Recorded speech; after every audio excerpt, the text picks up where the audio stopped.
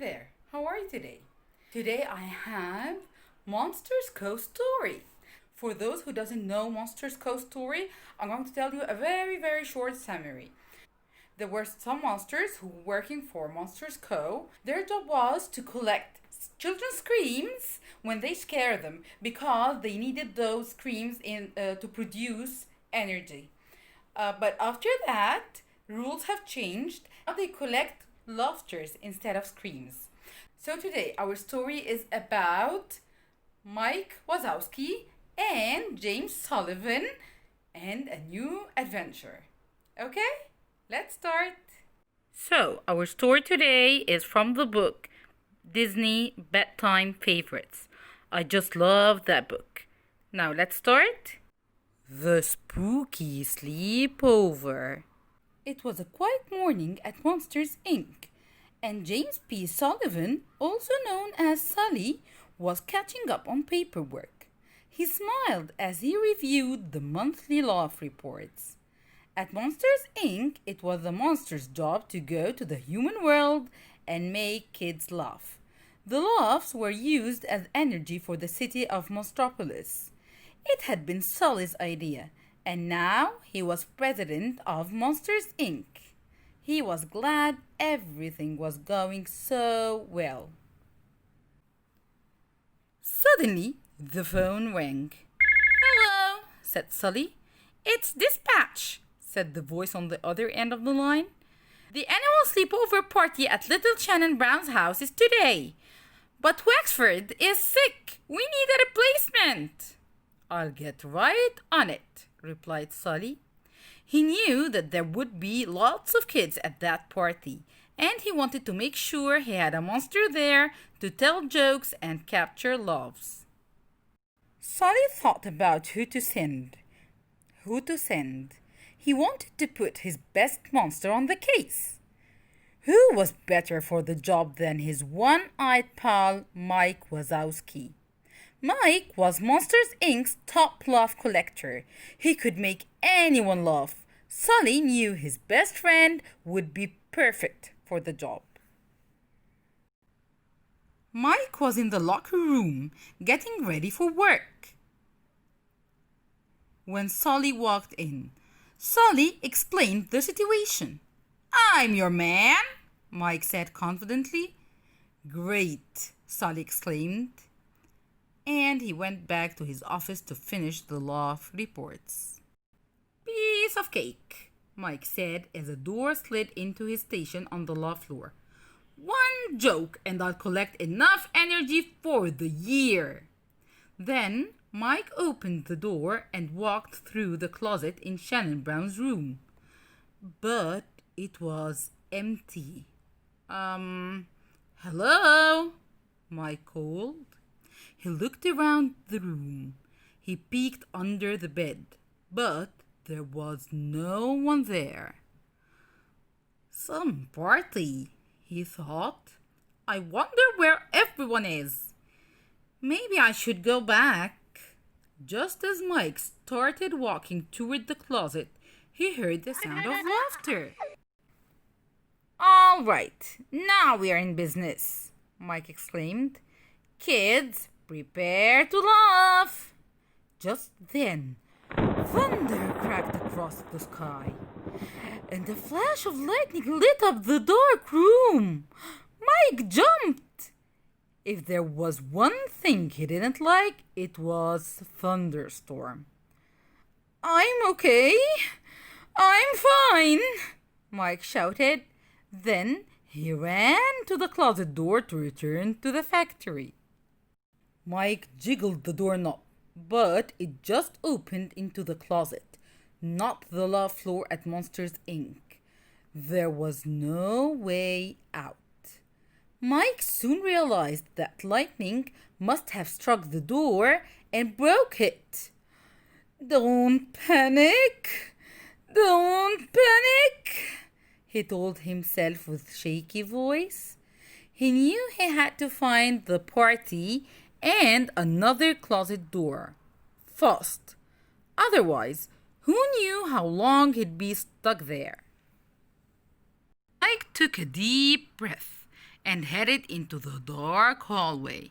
He was sure he heard laughter coming from somewhere. Now all he had to do was find it. As he started walking, the floor made a noise beneath him. Halfway the hallway, Mike stopped and looked around. There were some paintings on the wall that looked very creepy. They gave Mike goosebumps. He was pretty sure the people in the paintings were staring right at him.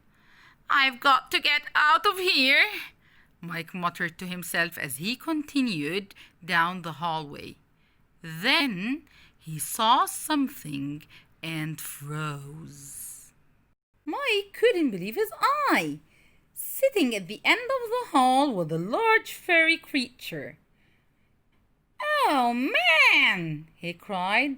"Am I ever glad to see a fellow monster around here!" Taking a deep breath, Mike started to walk closer to the creature. Just as he did, the creature knocked him down. "Ah!" Mike screamed. He pushed the dog off him and ran as fast as he could into a nearby room. He slammed the door shut. He was safe for now. Meanwhile, back at Monsters, Inc., Sulley was working on the loft floor. The floor manager came running over. "Sulley! Sulley!" he shouted. "Mike still hasn't returned from the sleepover party. He's never been gone this long." When Sulley went to check the door, he discovered that it wasn't working. That meant that Mike was trapped in Shannon Brown's house. "Oh," said Sulley, "we've got to get Mike out of that closet. I can't believe he's stuck." Sulley brought in a maintenance crew to figure out how to fix the door. The monsters pulled all the levers and pushed all the buttons on the door to try and get it to open properly. In 2 hours, the door made a clicking sound. It was working! Now it would open into a different room at Shannon's house. The monsters cheered.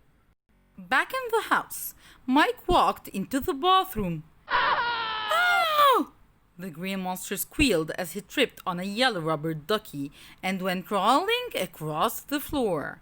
Finally, Mike crashed into the wall and stopped. Then he heard lots of giggling from down the hall.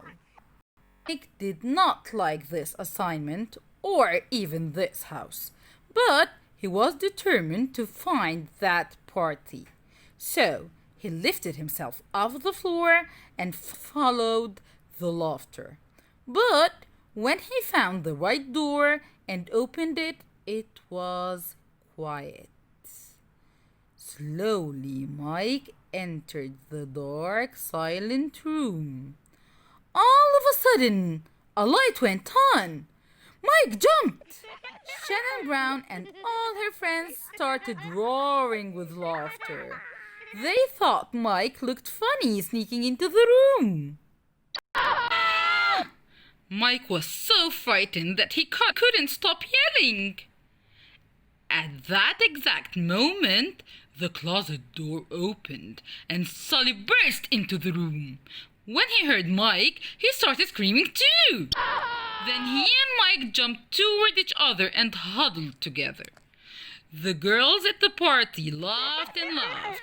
A big blue monster hugging a one-eyed little green monster was one of the funniest things they had ever seen. Mike and Sulley looked at each other and smiled. "Then if our work here is done," Sulley said. He and Mike headed through the closet door and back to Monsters Inc. loft floor. They aimed the top laugh collector that day.